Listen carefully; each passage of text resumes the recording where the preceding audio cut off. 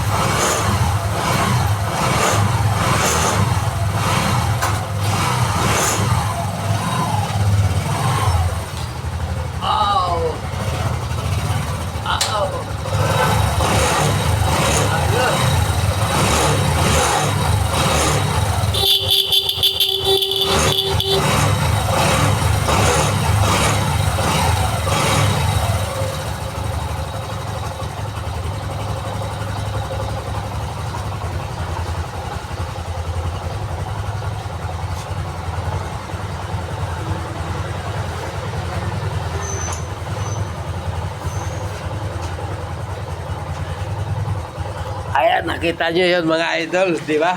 Kaya na mga idol, malapit na mga idol. Antayin na lang natin kung ano ng doktor sa atin mga idol. Baka pwede na tayong mamasada. Kaya mga idol, antayin nyo na ako dyan. Malapit na tayo magkikita-kita dyan sa terminal. Ayan mga idol, oh.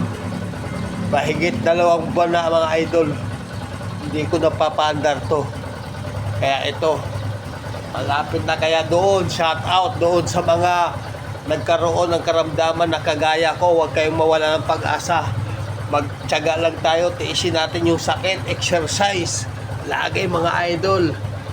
Kahit di man tayo bumalik sa dati-dating lakas at sa dati-dating galaw, 100% makakabalik tayo sa ating hanap buhay. Kaya huwag kayong mawala ng pag-asa, mga idol. Yan ang masasabi ko sa inyo. Kaya shout out sa lahat ng nagkasakit na kagaya ko.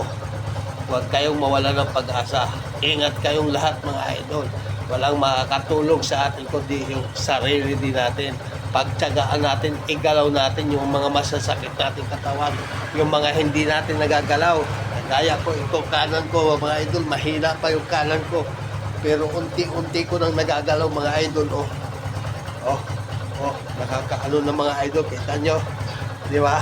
Okay, bye-bye, ingat kayo.